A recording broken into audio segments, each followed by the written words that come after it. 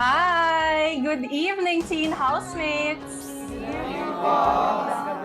Nitong nakaraang linggo, nagbalik tanaw kayo doon sa panahon ng kabataan ng inyong mga magulang, di ba? Siyempre, ang 90s. So gusto kong tanungin si Maxine. Maxine, nag-enjoy ba kayo sa naging throwback na ito? Yes po, Miss Bianca, sobrang nag-enjoy po kami and ang sarap lang po balikan yung nakaraan.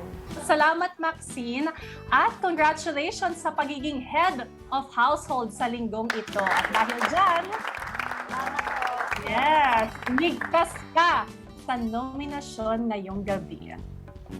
At si Gab naman, na nanalo sa follower sprint task, pinili mo muna, Gab, na huwag gamitin ang iyong nomination immunity. So, Gab, hindi ka pa siguradong ligtas sa linggong ito, okay? Gab, Kai, Steph, Stephanie, and Tiff. Ang tanong ko, sino sa inyong mga kasamang teen housemates ang iiwanan nyo ng heart emoji ang profile dahil sa galing sa pakikisama? Mauna ka, Gab. I would give the heart to Ashton. It's because he's really helpful while we're doing the weekly tasks, and I'm really, really happy na he's very thoughtful and very kuya-like, even though he's younger than me. Ikaw naman, Kai. I would give my heart emoji kay Kuya Don. He always makes us laugh. He's so carefree. That's why I chose him to give my heart emoji. Okay, ikaw naman, Tiff. I'd give my heart emoji to Maxine. We really get along with each other pretty well. Oh, thank you, girls. Sino nga kaya sa inyo ang tunay na pinusuan ng inyong mga kasama at maliligtas sa pagkaalanganin? Girl housemates, are you ready? Teen housemates, ang bilang ng mga nominado mula sa inyong girls ay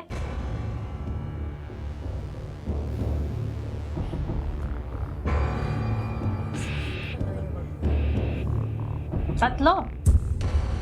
And housemates, dediretso na ako sa 3 pangalan na yon.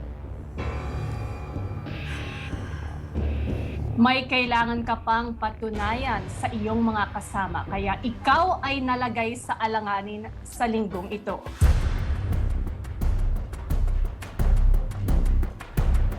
You are nominated this week. Kai.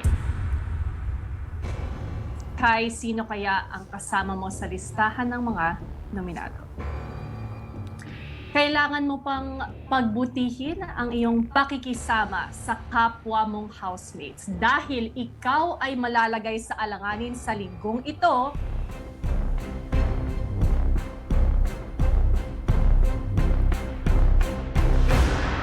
Stephanie, you are nominated this week.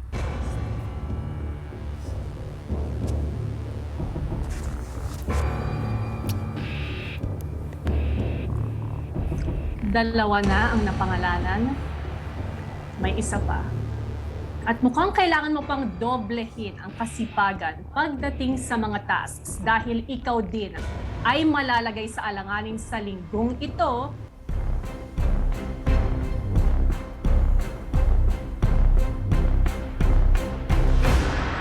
Steph, you are nominated this week. Ibig sabihin, Tiff at Gab, ligtas kayo ngayong linggo. At itutuloy natin ang pag-uusapan mamaya, teen housemates. I will be back.